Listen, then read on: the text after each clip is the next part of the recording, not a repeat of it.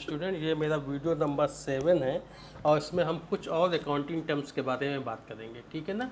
इससे पहले वीडियो में मैंने आपको एसेट्स के बारे में बता दिया था। आप लोग कुछ समझ में ना आया करे तो पूछा करिए, ठीक है। थ्योरिटिकल पार्ट है ये बेटा अकाउंटेंसी में, तो इसको आप लोग अपने से पढ़िए और समझिए, हम कुछ कुछ एक्सप्लेन कर दे रहे हैं। तो ये वीक तक आपका समझ लीजिए चलेगा थ्योरिटिकल पार्ट्स हैं, कुछ या कुछ दिन और चल सकता है।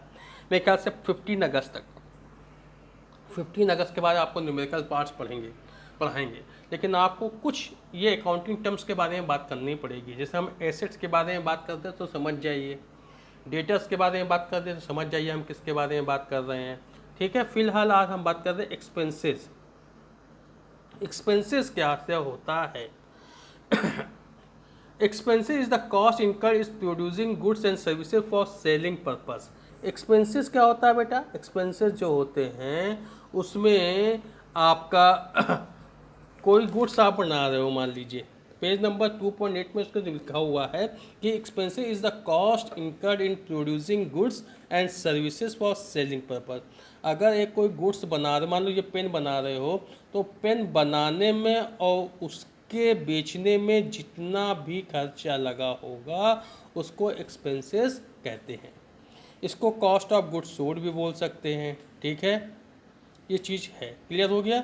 अब कहाँ जाता है, क्या जाता है, ये बात की बात है। एक्सपेंसेस समझ में आ गया। इनकम, इनकम होता है कि देखो इनकम का एक फॉर्मूला है इसमें दिया हुआ है कि income is equal to revenue. Revenue माने रेवेन्यू मतलब जो आप किसी सामान को बेचते हो जो मिलता है वो, माइनस एक्सपेंसेस,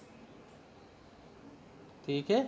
मतलब कि अगर आपने कोई चीज़ को 10,000 में बेचा और उसको बनाने में 8,000 लगा था, तो आपका 2,000 की क्या हुई? 2,000 की इनकम हुई, ना कि इनकम आपकी 10,000 की हुई, ठीक है। जो प्रॉफिट हुआ वो आपका 2,000 का हुआ, तो वो 2,000 ही आपका इनकम होगा, ठीक है। इसको समझते हैं हम लोग। Income is the amount of profit earn during an accounting period. अभी हमने कहा था ना कि अकाउंट्स के कम से कम 13 प्रिंसिपल या कंसेप्ट है, एक एक कंसेप्ट हम आपको बताएंगे। Income and different from revenue, amount receive from the sale of goods and services is called revenue. जितना भी हम किसी सामान को बेचते हैं या जो हम सर्विस प्रोवाइड करते हैं उससे जो पैसा मिलता है उसको हम लोग बोलते हैं रेवेन्यू, और उस पर जो खर्चा लगा होगा उसको माइनस करने पर जो हमारा प्रॉफिट आता है उसको बोलते हैं रेवेन्यू। एग्जाम्पल बहुत अच्छा सा दिया है। For example, goods costing 2 lakh is sold for 2,60,000। जो कॉस्टिंग एक गुड्स जो 2 लाख का था उसको 2,60,000 में बेचा। The sales price of goods sold is revenue while cost of goods sold is an expensive 60,000 and income. मतलब कि जब 2 लाख के सामान 2,60,000 में बेचेंगे तो 60,000 क्या होगी? हमारी इनकम होगी, ठीक है। प्रॉफिट प्रॉफिट को कई पार्ट से बांट सकते हैं। ये जो प्रॉफिट है, प्रॉफिट को हम 2 पार्ट में बांटते हैं। कितने पार्ट में? 2 पार्ट में। एक पार्ट में बांटते हैं ग्रॉस प्रॉफिट, इसमें बांटते हैं, इसको बोलते हैं ग्रॉस प्रॉफिट। आगे बेटा जब क्वेश्चन लगेंगे तो और समझ में आएंगे। दूसरे पार्ट को बोलते हैं नेट प्रॉफिट, ठीक है। अब ग्रॉस प्रॉफिट क्या कहता है?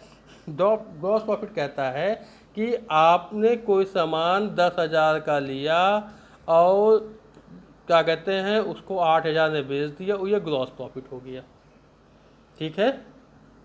लेकिन नेट प्रॉफिट में हमारे कुछ खर्चे जो होते हैं, जैसे हम ऑफिस में सैलरी वैलरी, मान लीजिए आपने कोई चीज़ 10,000 की ली, 10,000 की ली, तो 10,000 की ली उसको 12,000 में बेच दिया, तो प्रॉफिट तो 2,000 होगा। लेकिन इस 2,000 में आपका सामान को मार्केट में ले जाने वाले खर्चे, आपके ऑफिस वाले खर्चे इंक्लूड नहीं हैं, आपका टैक्स इंक्लूड नहीं है। भैया 2,000 का उसमें टैक्स भी लेस करोगे तो धीरे धीरे ये कम होकर चला जाता है ना।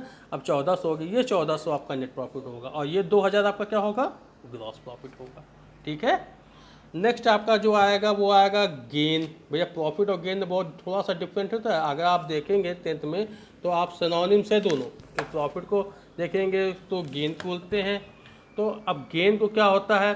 Gain of profit that arise from those transaction which are incidental to business. Profits कुछ गेन ऐसी चीज़ होती है जो आपका मकसद नहीं होता है ठीक है। अगर आप ये फर्नीचर बेच रहे हैं, फर्नीचर का काम करते हैं, फर्नीचर बेचने पर जो जो पैसा हो कम इनकम होती है उसको आप लोग प्रॉफिट बोलते हो। लेकिन आपने उठा के फ़ाइन बेच दिया जो कि आपका बिजनेस नहीं है ना। तो आपका कुछ ऐसी इनकम जो कि आप इसका बिजनेस नहीं करते हो, आपको प्रॉफिट हो जाता है। ठीक है, मान लो आपने अपने घर के आप मान लीजिए एक जनरल स्टोर की दुकान चलाते हो, उससे जो प्रॉफिट होता है वो आपका प्रॉफिट होगा। लेकिन आपने ऐसा ऐसा कि आपके पास ख़राब एक पंखा पड़ा हुआ तो उसको उठा के बेच दिया, तो आपका क्या हो जाएगा, वो गेन हो जाएगा। क्योंकि गेन रोज़ नहीं होता, अनसर्टेन होता है कि आप कभी कभी हो जाए कभी कभी नहीं हो। जैसे आप अपने कबाड़ वाले को न्यूज़पेपर बेच दिया, ये क्या हो गया, गेन हो गया।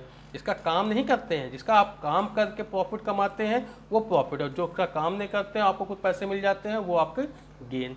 तो इसको पढ़ दे रहे हैं, gain are profit that arise from those transaction which are incidental. Incidental मतलब कि हो जाता है to business. For example profit earn on sale of investment और sale of fix asset.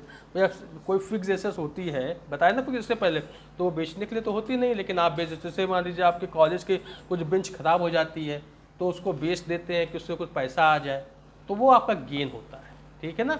The profit in the nature of gain are the irregular और non recurring. Irregular है कि gain irregular होता है, कभी कभी होता है, रेगुलर नहीं होता रहता है। ठीक है। लॉस लॉस अब देख लेते हैं। Expenses over revenue. अगर आपके जो देखो इसी के ठीक ऊपर उल्टा है फॉर्मूला, जो लॉस होगा वो एक्सपेंसेस जब आपका ज़्यादा हो जाएगा, किससे, रेवेन्यू से, कमाई से ज़्यादा जब खर्चा हो जाएगा तो वो लॉस हो जाएगा। Excess of expenses over revenue of business entity for an accounting period is term as loss. The loss क्या करती है, ओनर के कैपिटल को रिड्यूस कर देती है, बिजनेस में जितना पैसा लगा है उसको कम कर देती है। इसको ये पांचों टर्म आप लोग फिर से पढ़िएगा, इसको कॉपी में नोट कर लीजिएगा, कॉपी में नोट करके इसका स्क्रीनशॉट लेके हमको भेज दीजिएगा। ठीक है।